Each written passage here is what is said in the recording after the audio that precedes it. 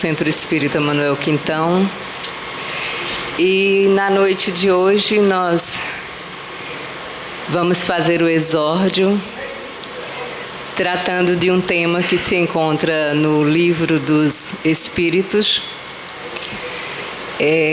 na parte que trata das leis morais. As leis morais são aquelas leis divinas, leis naturais, as quais Deus instituiu para que a vida de relação, a nossa vida no nosso orbe, fosse pautada nos princípios do amor, amor esse que todos nós estamos em trabalho para a construção, primeiro no íntimo de cada um de nós, e para que em seguida nós possamos propagar este amor. Porque existe até um dito popular que diz que a gente não pode dar aquilo que nós não temos. Então estamos todos em aprendizado com relação ao amor, para que aquilo que aprendermos possamos ir propagando.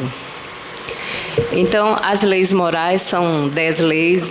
Nós temos a lei do trabalho, a lei da sociedade, a lei do progresso, a lei de destruição, culminando com a 10ª das leis morais, que é a lei de amor, de justiça e de caridade, que na verdade essa 10ª lei é aquilo que resume todas as demais. Quem praticar esta lei estará infalivelmente praticando todas as que as precedem.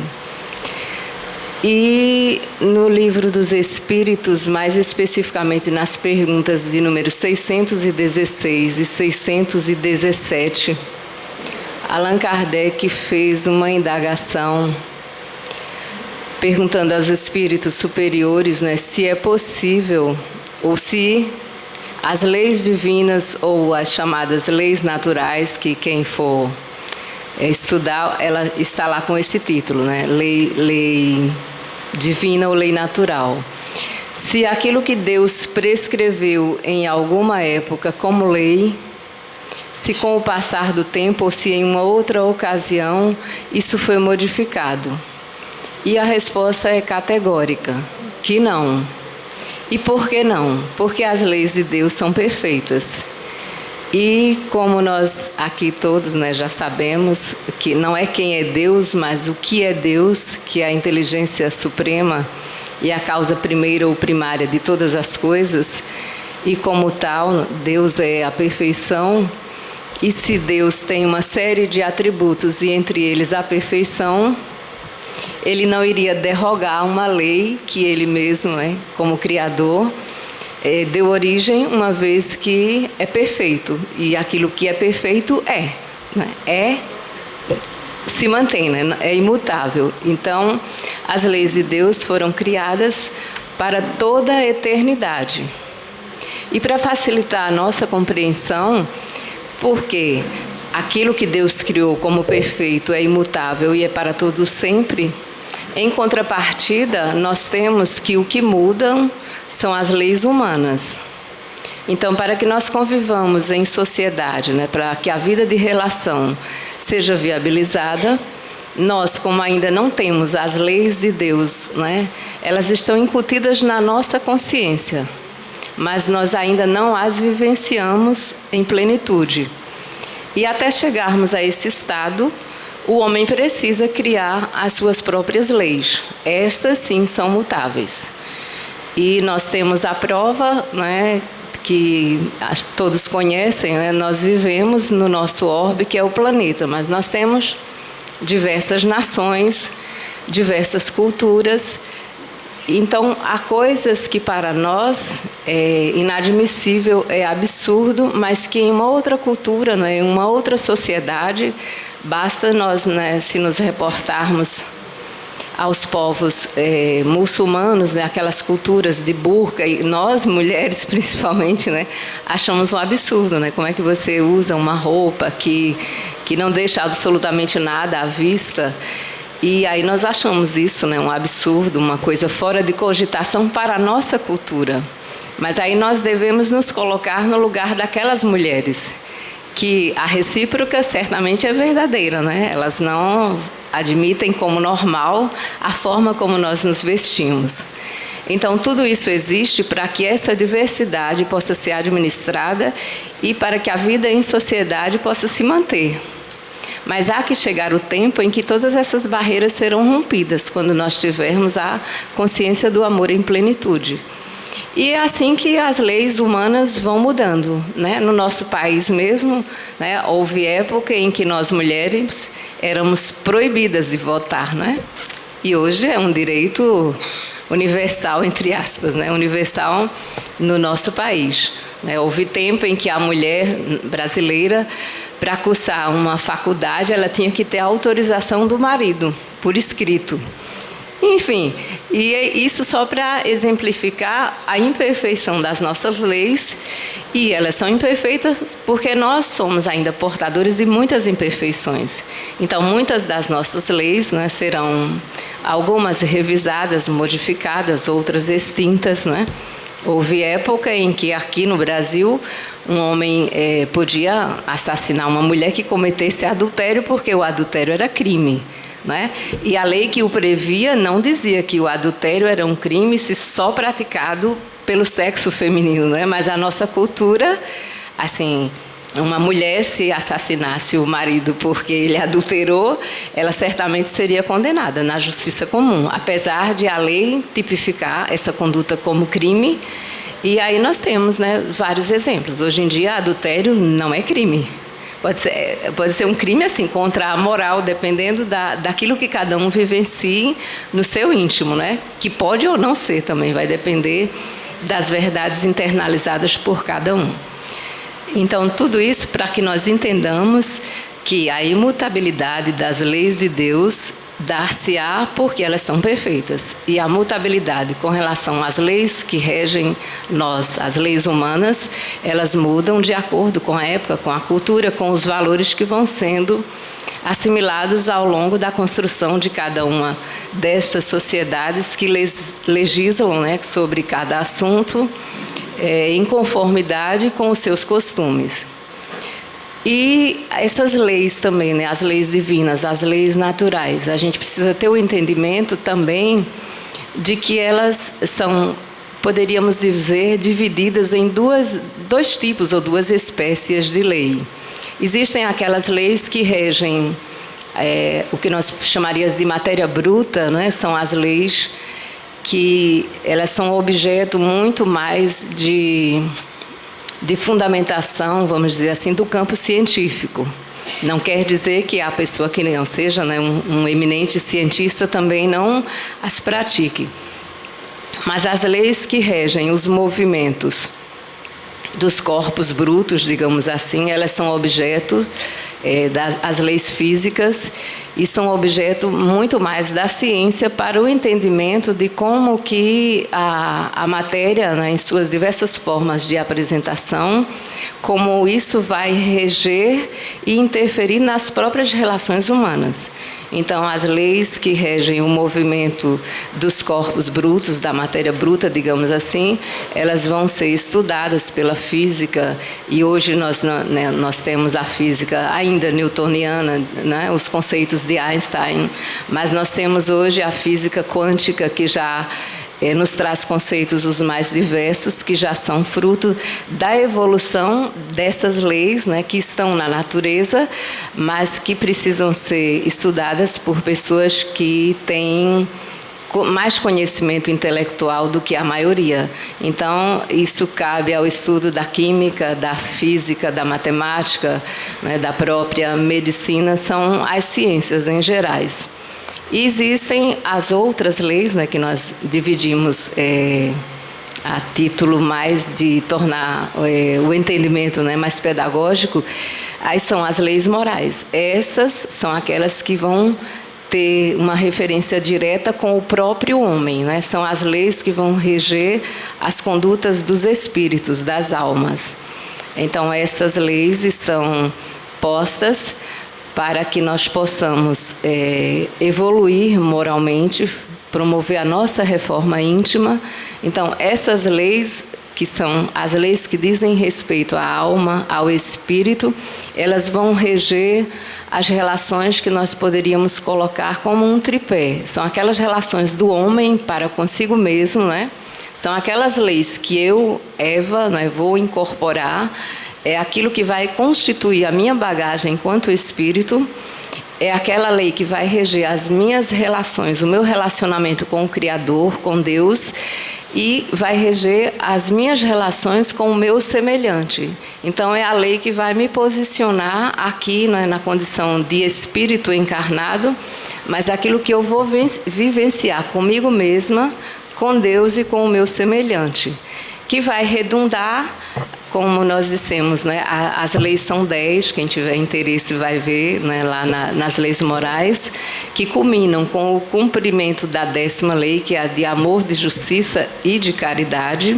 E essas leis são criadas para que possibilitem essa junção, esse intercâmbio do mundo material com o mundo espiritual, que a gente também divide pedagogicamente, mas esse nosso mergulho na carne, né, enquanto cada vez que nós desencarnamos e reencarnamos, é a nova oportunidade que nós temos de recebermos o corpo material, utilizando essas leis, né, que as ciências nos permitem, para que possamos fazer o nosso burilamento, para que o nosso espírito evolua.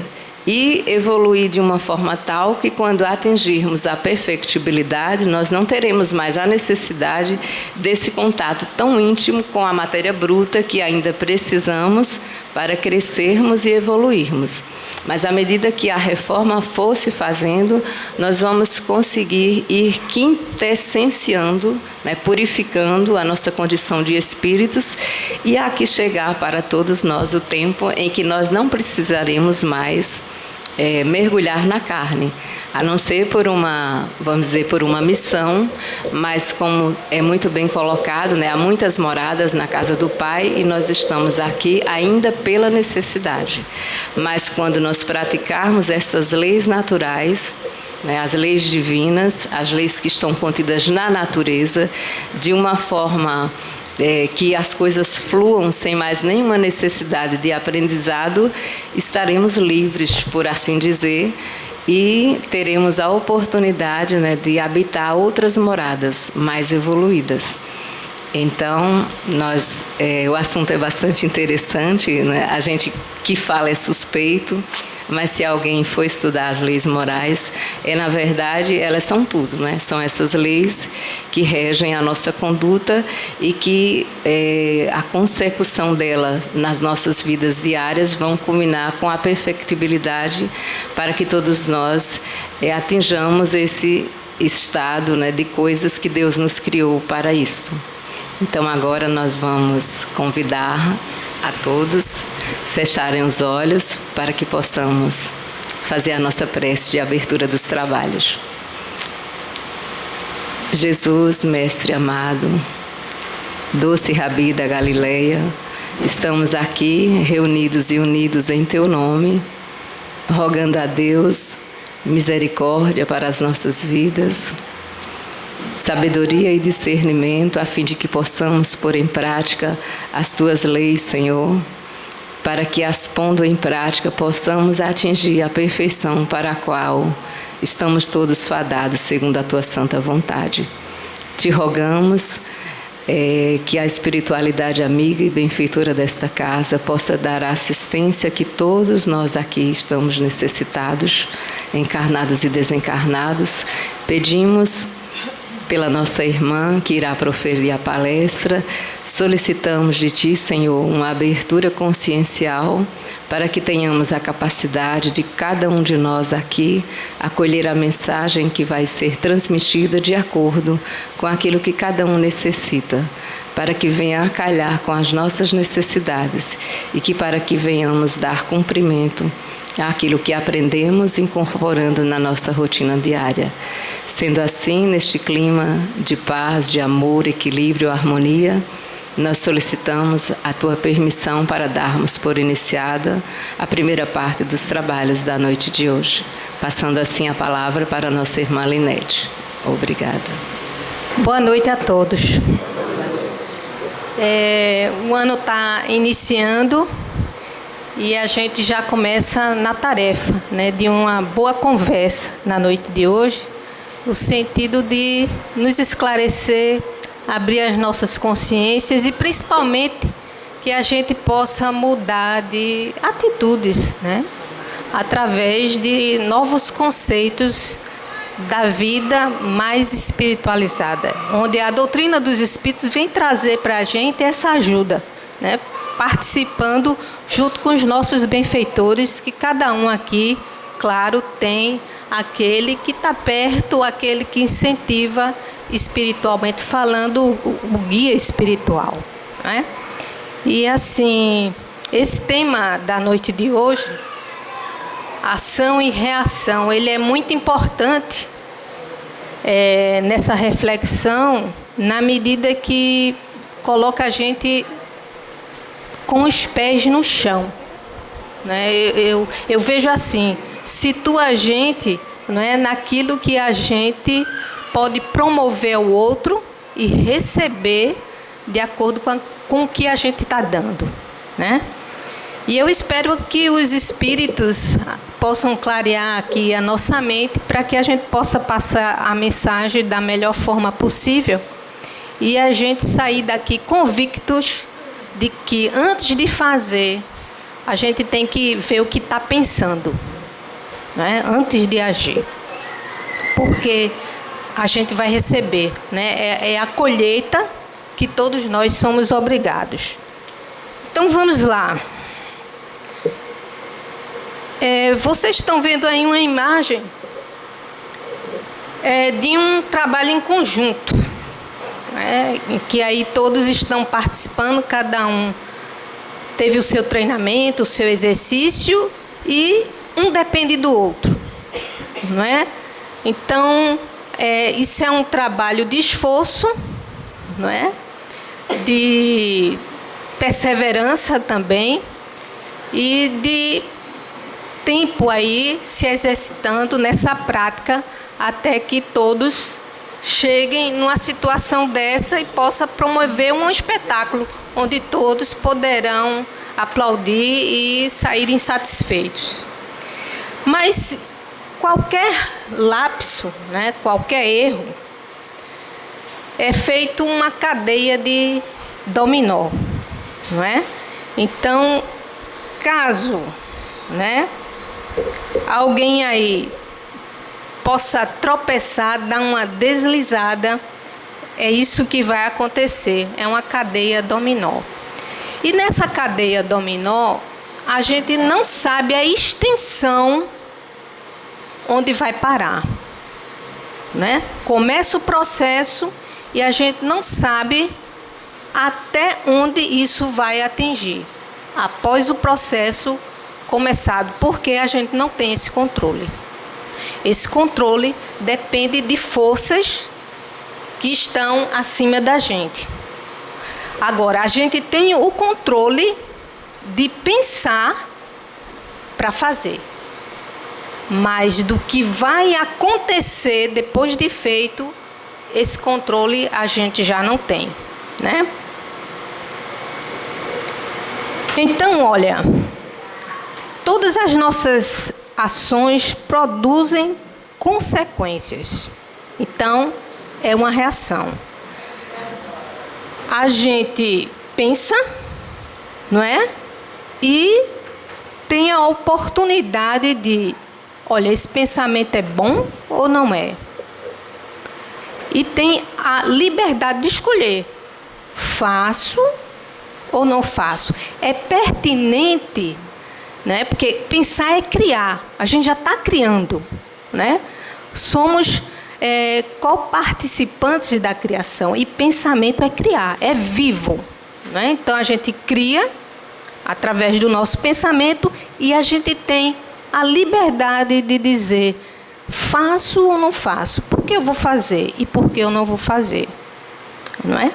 Mas que depois de feito saibamos que vamos colher, seja bom ou não. Aí a gente tem uma passagem aqui que está em Luz no Lar, né? É o grito de cólera. Então,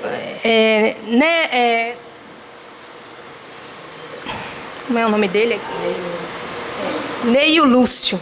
Isso é à vista já, né? Ele conta pra gente que um garoto, não é, tá lá trocando a sua roupa e de repente ele dá aquele berro, né? E aí a mãe sai toda assim desnorteada e vai ver o que aconteceu. E nisso, quando a mãe chega lá, já tem uma dor de cabeça. Aí as filhas vão atrás também para saber o que é que foi que houve. Aí nisso, o pai também corre para saber o que é que aconteceu. E fica aquela situação difícil, que aí começa a tumultuar a casa, não é? E aí, nesse instante, naquele tumulto, o pai se atrasa para ir para o trabalho. Chegando lá, né, e a confusão dentro de casa, né? Ele ainda deixa a mãe lá numa situação de passando mal e dores de cabeça. Chega no trabalho, o chefe não quer saber o que foi que aconteceu e passa um maior recibo, não é, nesse homem, no pai do menino, que é um homem correto, é um homem sério, mas por umas circunstâncias ocorridas no lar, ele se atrasa. E nisso, quando ele volta para casa, já aborrecido, porque foi advertido, não é, pelo seu chefe, encontra lá a mãe muito pior, né, em situações por conta do ocorrido. Essa dor de cabeça se multiplicou, em consequências mais sérias, chama o médico e nisso há um gasto de remédio que não estava previsto no orçamento. É uma situação que, para se recuperar, né, por conta desse grito, leva-se 6 meses, né, por conta de um grito de um garoto que não queria aquela roupa. Aquela roupa. Queria uma outra roupa. Então, vejam bem, um grito e sérias consequências, não é? E que se passaram 6 meses para que as coisas fossem entrando nos eixos. Então, o que é que a gente percebe? Que nossas ações produzem consequências, têm reações e a gente não sabe a dimensão dessas consequências, não é? E aí a gente tem vamos dizer assim, um comentário que está em Espíritos e Partículas, de David. Essa comunicação ela veio no dia 12 de janeiro de 2010. Ele diz assim: temos noções das consequências de uma só atitude? Dos resultados de uma palavra? Um gesto? Quando agimos, colocamos em circulação um número impressionante de consequências. E as criações alheias, subsequentes à nossa ação, permanecem em interação conosco. Olha, o que a gente criou, não é? E essas consequências permanecem em interação com a gente. Então, a gente deliberou, mas isso está ainda atrelado a nós. Constrangendo-nos depois a grande azáfama das experiências posteriores a fim de sanar o mal que criamos. Então, a gente, naquilo que a gente cria e age, somos responsáveis. A gente não está isento de forma alguma. Quanto ao bem que façamos, igualmente retorna para nós em forças maravilhosas, que nos felicitam, amparam e apaziguam na jornada sempre preciosa que todos percorremos. Veja, a gente pensa, estamos criando, não é?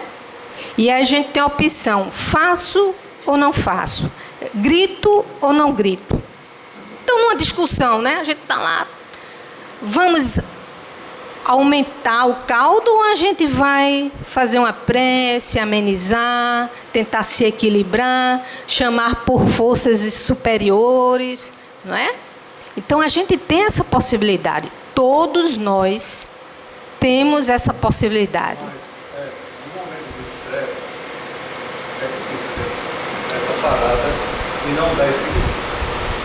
Veja, por que a gente não trabalhou para não chegar no estresse? Por que a gente teve que chegar no estresse, no limite? Será que a gente não tem a liberdade das nossas criações, não é? Nas nossas escolhas, que a gente está sempre escolhendo, a não chegar no estresse? Então, eu tenho aqui um indivíduo, não é? Que na vida dele ele disse, eu não quero isso mais para mim. E tem outro que não está nem aí. O que está ligado, não é? Naquilo que deseja, no seu objetivo de se melhorar, ele vai procurar caminhos para mudar a sua situação. Ele não vai chegar na última instância, né, de sofrimento para que ele diz, eu preciso mudar a minha vida. Então aconteceu isso e eu preciso mudar. Então é de escolhas, é naquilo que a gente tem como meta de vida. E o ser espiritual, aquele que cuida do espírito, sabe que a morte não existe. E que ele está ali para cada vez mais melhorar a sua qualidade espiritual. Porque a qualidade espiritual é a qualidade de vida. É o que a gente está gerando, não só para mim, mas o que a gente está jogando, né, em oportunidades para todos aqueles que a gente se conecta. Porque ninguém está sozinho. Não é? Quando a gente reencarna, reencarna em grupo. E com certas tarefas. Não é? Ali para serem apaziguadas, para serem ofertadas. Mas só que a gente se liga nas coisas que é mais imediata. E a gente esquece desse ser espiritual. Não é? Então a gente tem essa capacidade e liberdade de escolher. Não quero chegar à última instância do estresse que eu tenha que explodir. Porque depois disso feito, acabou, a gente não sabe a dimensão, onde isso vai dar. E a gente vê isso a todo momento, a toda hora nas televisões. Não é? Por simples coisas banais hoje, você não pensa duas vezes e acha que tem o direito de tirar a vida do outro, como você não fosse responder por isso. Porque essa liberdade de tirar a vida do outro, ninguém tem. E a gente vai ver isso. Então, tem um homem o livre-arbítrio de seus atos? Livro dos Espíritos, pergunta 843. Respondem. Pois que tem a liberdade de pensar, tem igualmente a de obrar. Sem o livre-arbítrio, o homem seria uma máquina. Então, a gente está escolhendo, né, o nosso roteiro, o nosso caminho, e hoje nós somos frutos de todas as nossas escolhas, dessas existências e de pretéritas. Não é? Então, a gente já sabe que o que a gente planta, a gente colhe. E a gente tem a liberdade, não é, de escolher faço ou não faço. Estou aqui maquinando o meu dia de hoje. Tá, vou fazer isso. Espera aí. Isso é importante? Isso vale a pena? Por que vale a pena? Não é?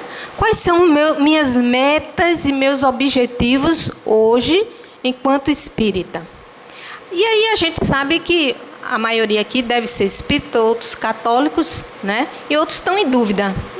Estão ainda para saber, né, onde vão se posicionar. Mas o fato é que, acreditando em Deus, a gente já sabe que tem uma força maior. E essa força maior, ela está acomodando toda a criação, né? Então vale a pena aí, não é, investir, né, nos conceitos de que quem planta, colhe. Então, imagine que a vida existe sobre essa criação, né? O Deus Todo-Poderoso e Criador de todas as coisas, todas as criaturas, tudo que existe, né? E essa lei maior da criação, e a gente tem que entender isso e ficar bem claro, mesmo que a gente não sinta assim, não é? Mas a gente tem que entender que essa lei é de amor. Que ninguém, nenhum ser, né, desde a partícula até o ser mais celeste, está desconexo de Deus. Está à margem de Deus. Então todos, mas todos nós, toda essa criação está conjugada ao Criador. Nada acontece sem a permissão divina. Nada acontece. Então a gente vê muitas dificuldades aí, coisas realmente difíceis de entender, mas a gente tem que acreditar que Deus está no controle. Se a gente acredita em Deus, a gente tem que saber que tem uma força maior, não é? Com um olhar cuidadoso, não é? E justo e bom. E principalmente amoroso, não é? E que tudo isso está conjugado dentro dessa lei de ação, reação. Porque ninguém passa pelaquilo que não tem que passar. Ah, mas é muito sofrimento, mas é um aprendizado, né? E a gente mais tarde, um pouco mais, vai ver isso, né? Que tipo de aprendizado é esse? E como é que ele acontece? Então, vem de novo, né, no livro Espíritos e Partículas, Asclebíades, em 14 de junho de 2009, numa comunicação, ele diz assim: o homem que treina as escolhas e administra consequências, não é? Porque na hora que a gente escolhe, faço ou não faço? Faço ou não faço? Devo fazer? Não, eu devo. Aí faz. Aí ele tem que administrar o que vem por aí. E o que vem por aí, ele não sabe depois que jogou, não é, a sementinha. Porque isso não está na competência de nós. Está na competência de Deus. Né? Como essas forças vão interagir e o que vai chegar até a gente. Ele pode negar-se a aceitar a grande lei, que é a lei de amor, né? Embora não possa evadir-se das forças que norteiam as vidas na criação. Então, eu posso, né, não aceitar a lei, mas estar fora dessa lei eu não posso. O que isso quer dizer? Que à medida de que eu agir, vai ter uma reação, acreditando ou não em Deus. Qualquer um aí que ateu, que chegar, não acredito em Deus, não, tudo bem, mas o que ele fizer vai retornar para ele. Não é? E nessa grande lei, o amor, né, é primordial, né? O amor é lei. O tempo necessário para aceitarmos isso diz respeito à nossa liberdade. Então, a gente vai ter apenas a liberdade de, diante do tempo, ou a gente percebe isso logo, ou vai demorar a perceber que essa é a grande lei da vida, que é o amor. É essa liberdade que a gente tem, não é outra. Porque todos estamos inseridos na criação. E essa criação, ela tem um fluxo. Então, imaginemos aí, né, o rio. Não é? que todos nós estamos imersos. É a vida, é o rio, né? E tem um caminho, né, a ser percorrido. Não tem outro. O rio vai ir todos nós. A gente só tem a liberdade de querer ir para a margem. Chega na margem aqui, a gente volta. Porque a corrente puxa a gente. E essa corrente é divina, é uma corrente de amor, sempre. Convidando a gente para a vida, vamos. Aí a gente quer chegar à margem e dar um salto, né? Um pulo. Não, isso aqui não me pertence, não é para mim. Aí a gente quer sair dessa circunstância, né, de vida, desse fluxo de amor. Mas a gente não tem essa condição de sair. Apenas chega à margem, bate e volta para o nosso caminho, que é de luz. Então, somos herdeiros do Criador. Então, a gente está imbuído de... E tem a meta, ele tem essa meta para cada um de nós, que é sermos de luz. Não é? Cada um aqui, encarnados, desencarnados, tem essa programação. Nós temos a semente divina dentro de nós. Não é? Esse exercício, que quando a gente vem aqui para a vida, é justamente para fazer com que isso vá amadurecendo, né? A gente vá se iluminando, a gente vai compreendendo. E nesse ponto, a doutrina dos Espíritos traz para a gente essa oportunidade boa de botar a gente com o pé no chão, não é? E fazer a gente pensar, refletir, o que é que eu estou fazendo da minha vida? Quais são os meus pensamentos hoje? Eu sou um ser imortal. Qual é a minha atitude? Qual é o meu comportamento? Porque tudo isso está de acordo com o que eu estou criando, né? Eu saio para o trabalho, eu me encontro com pessoas, estou interagindo, isso tudo está voltando para mim. São simples atitudes, mas volta.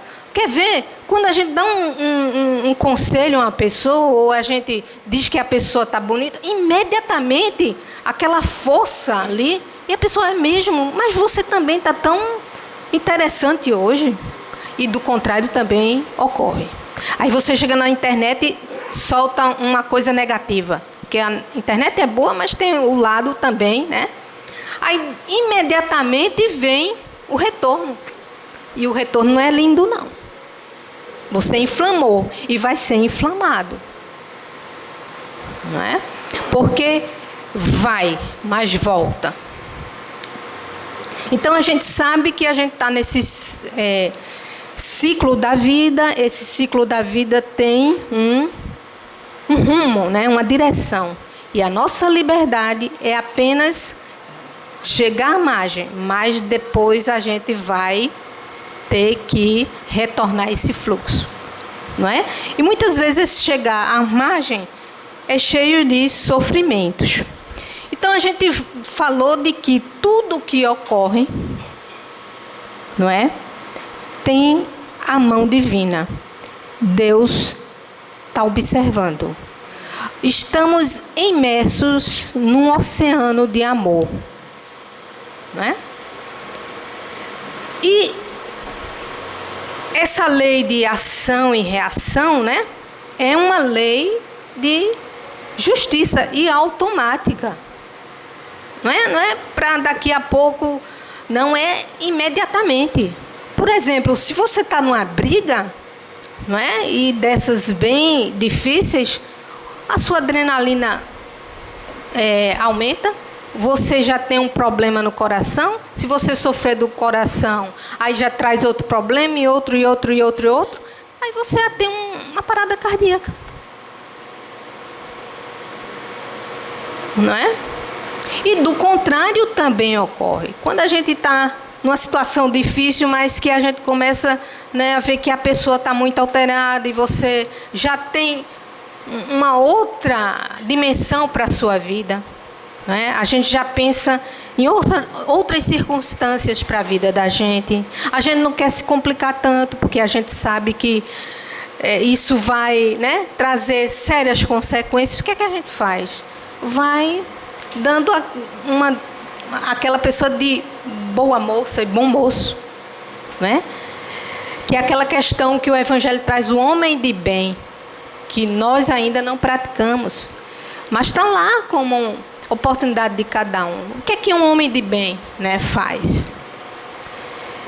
Então, hoje, se a gente pensa, né, nessa melhoria espiritual, né, então a gente vai estar ligado a circunstâncias que nos chamem, né, para essas mudanças de atitudes e um alerta constante.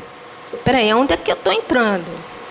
E você está sempre mediando, não é? Oportunidades de não se complicar, né? E aqui a gente tem, não é? Um papiro, e que ele foi aí pintado, né, por um artista. E a gente tem aqui de onde veio a lei de Talião, né, que é tão assim dura. Aí a gente tem a deusa, isso aqui é uma pena, que é uma pena, certo? Da deusa Amate. E aqui desse outro lado é um coração. Então aí na balança estão mostrando como era dura, né, a justiça divina nessa época, que a gente tem uma pena e um coração. E aí era pesado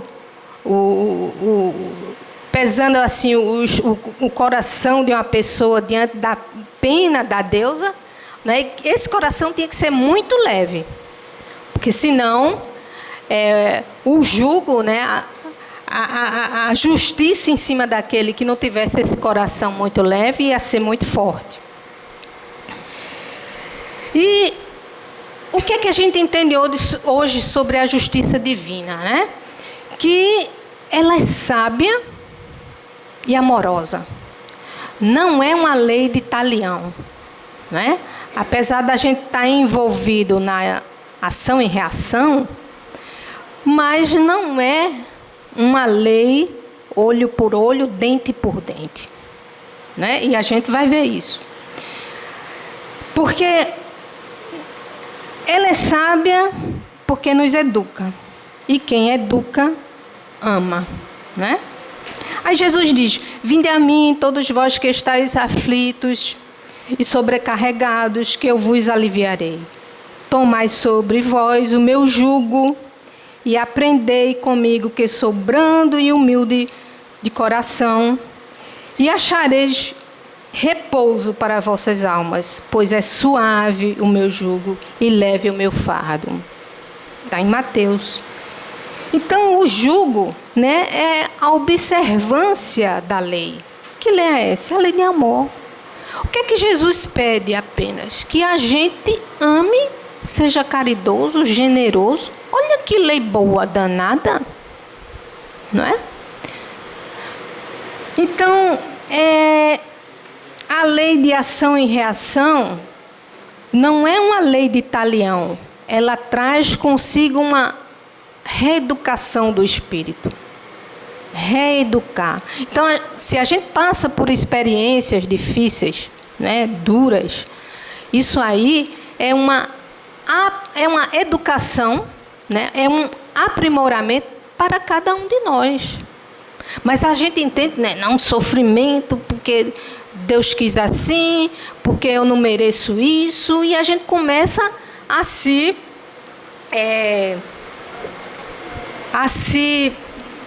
debater com os acontecimentos nas nossas vidas, sem aceitar e sem entender que aquilo que eu estou passando, não é? Em algum momento eu deslizei para o que ocorresse. Eu não tive a atenção até chegar, né, no estresse. Eu fui até o fundo do poço para entender que eu devo criar etapas para que eu não venha chegar numa atitude extrema. Não é porque eu não preciso passar por isso. Não, mas porque eu não preciso? Porque eu penso, eu crio, eu escolho. Mas depois de implementado em ação, estou criando, estou escolhendo, quando eu ajo, acabou-se. Agora, concorrendo com isso, na adolescência, faz coisas impensáveis. E depois... É um momento de aprendizado. Aí vai... E, assim, essa lei, não é? Como a gente falou, ela não é de talião. Ela é uma lei educadora. E os espíritos sabem o que é adolescência, não é? Até os pais também sabem. Porque é como o senhor está colocando, adolescência. Então, os hormônios interagem ali. E os hormônios, eles influenciam para espíritos mais inferiorizados. Porque, vamos dizer assim, ignorantes, né, que não têm um conhecimento, o autodomínio. Porque quanto mais ignorantes, a matéria influencia. Não é? Então, vamos dizer, um espírito primitivo, a matéria influencia 99%. Um espírito mais evoluído e mediano está ali no meio. Ele está pensando, faço ou não faço? Faço ou não faço? E um espírito superior, a matéria não influencia nada. Né? Seja adolescência, a infância, eles começam até falando, tocando piano. Dizendo, pai, não faz isso não, não bebe não. Não é? Não faz isso não, que é feio. Para que tu vai fazer isso, pai? E o pai fazendo. Não é? Mas tem aqui um ponto, né? Um conto, aliás, em Pontos e Contos, do Irmão X, que é da filha rebelde, adolescente. A mãe tinha, assim, conceitos valorosos, chegava até ela, filha, olha, não faz isso, porque a gente hoje tem o entendimento do que o Mestre Jesus coloca para a gente. Então, não vale a pena, né? Tá gastando as energias a esse ponto. Que nada, mãe. Isso é besteira. Agora, tudo que tu fala, tu coloca uma religiosidade, não é? Tá ficando uma coisa muito, né? Muito religiosa, muito fanática até, né? E ela, mas minha filha, a gente tem que considerar os valores e os deveres da vida. Que nada, mãe. A biologia está dizendo que tudo vem por acaso e que a gente deve realmente aproveitar a vida e estar fazendo o que quer, o que gosta. E a mãe sempre perto dela, era uma mãe viúva, tinha 2 filhas e ela, né, a Emília, era a mais velha. E essa filha sempre com rebeldia, mesmo que a mãe com todo carinho, envolvendo ela com tudo que poderia, de bons conselhos, enfim. O tempo passa, já as 2 outras filhas não compreendiam a dificuldade da mãe, né? Ela como mãe viúva e tendo que trabalhar e sustentar a casa. Enfim, o tempo passa, a morte ceifa a todos nós. E essa menina está numa situação muito difícil, né? No plano da vida espiritual. Mas aí a mãe de longe, não é? Porque o amor, não é? Abraça tudo e não desagrega, não é? Ele confia e ele tem objetivos, está ali olhando a filha de longe e ela passa muito tempo naquele sofrimento, né? No umbral. E sofrendo, e a mãe sempre olhando por ela, fazendo suas preces, até que em determinado momento, a aproximação, ela não sente a mãe, nem ouve, mas a mãe ali por perto, até que a mãe faz uma rogativa e a filha percebe e conversa com a mãe. Aí diz, mas mãe, eu não devia ter feito o que eu fiz, os seus conselhos. Aí começa o arrependimento, né? Ela expiou, né? Pelos atos cometidos, porque ficou só, longe da parentela, longe daquela, vamos dizer assim, do cuidados da mãe, né? E sofreu.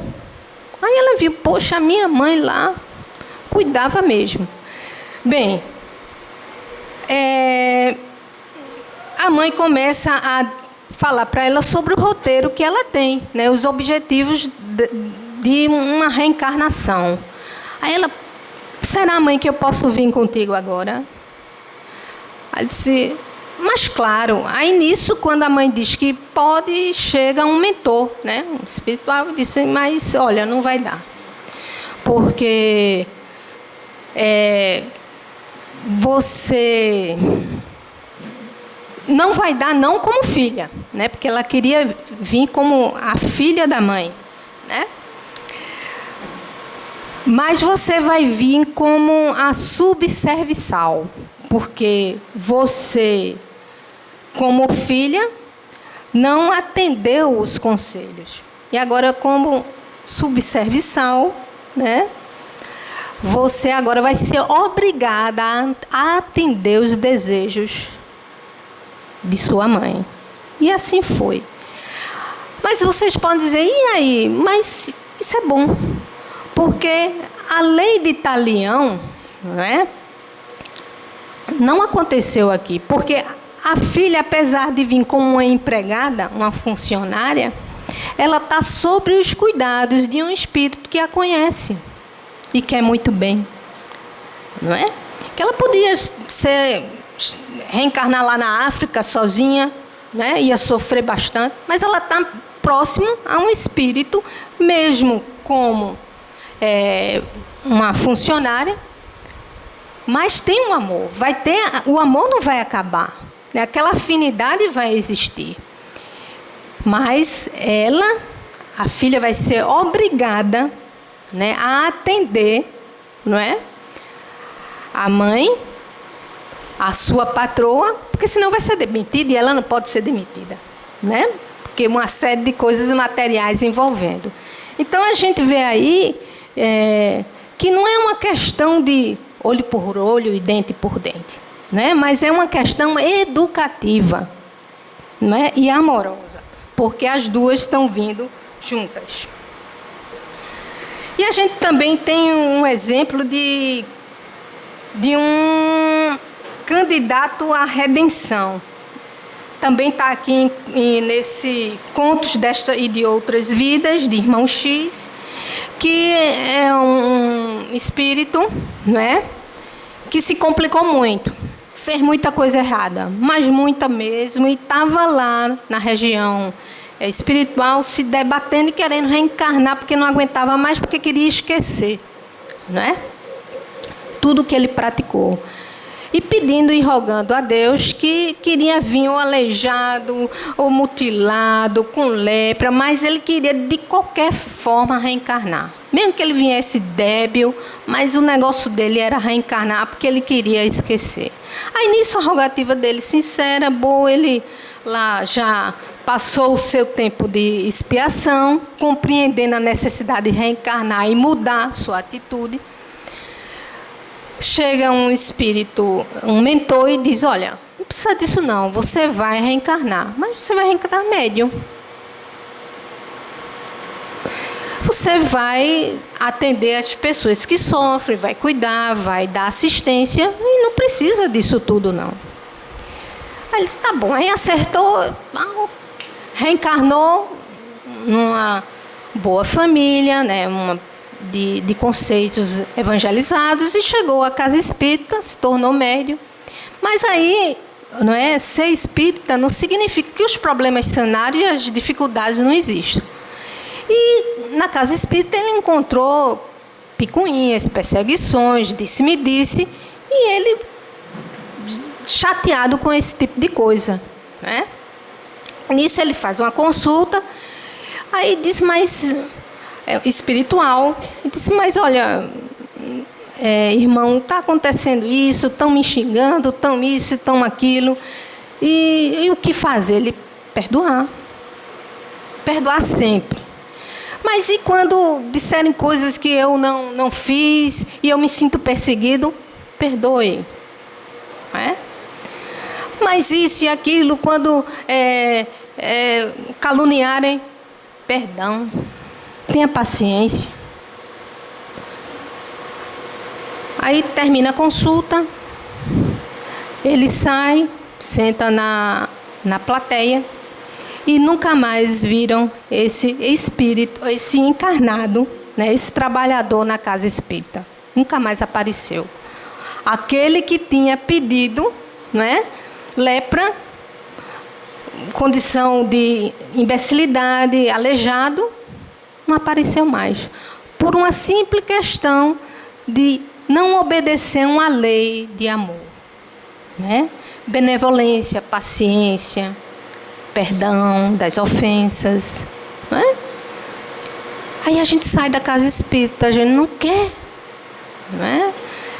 Abrir mão de certos conceitos da gente atrasados e que nos atrasam para uma eternidade, né? Faz com que a gente demore mais a se iluminar, a chegar onde que a gente tem que chegar espiritualmente falando. Então, a expiação, né, está dentro da do justiça divina, é necessária, é educativa, não é? E a gente sofre para entender a dor que causamos no outro, não é? Então, quando a adolescente estava lá, né, arrependida e querendo vir com a mãe, ela entendeu que ela fez besteira, não é? Que não devia ter feito o que devia ter feito, e sim ter procurado estar atento às observações da mãe. Então, a gente tem esse momento de expiação, desse sofrimento, e pode ser até aqui já, viu, encarnados. Não precisa a gente desencarnar para começar essa expiação, né? Tem um arrependimento, a gente se arrepende. Poxa, não devia ter feito e tal. Mas a gente tem que reparar, não é? E quantos de nós hoje não está se queixando porque está reparando uma dor causada no outro? Não é? Então, ontem, dentro da justiça divina, filhos do passado, onde inoculamos, né? Inoculamos o egoísmo e a intolerância, hoje, pais déspotas. Né? Ontem, irmãos que arrojamos a intemperança e a delinquência, hoje, filhos rebeldes e viciados. Ontem, mulher que menosprezamos, obrigando a resvalar no poço da loucura, hoje, esposa desorientada e incompreensiva. Ontem, pensadores que corrompiam a mente popular com depravações, hoje, professores laboriosos aprendendo a ministrar disciplina. Ontem, é melhor ler aqui, né? Ontem, guerreiros e soldados que usavam as armas para praticar seus instintos destruidores, hoje, mecânicos, operários metalúrgicos e carpinteiros, dignificando o metal e a madeira que perverteram. Ontem, mulheres ocupadas na maledicência e na intriga, prejudicando a liberdade e o progresso. Hoje, servidoras domésticas presas a obrigações caseiras, junto de caçarolas e tanques a lavar. Esse é o aprendizado, pessoal. Que a gente entenda que a lei maior é de amor. Nós estamos imersos nessa lei. A gente não quer entender assim, é a nossa liberdade, né?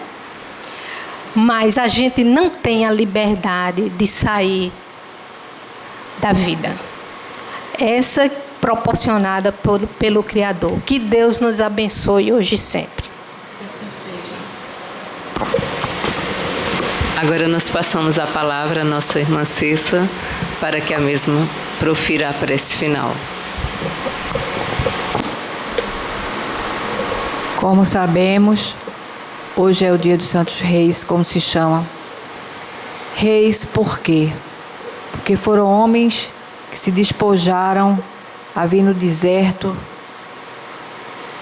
sabendo que ia encontrar o Salvador do mundo, que ia encontrar a luz.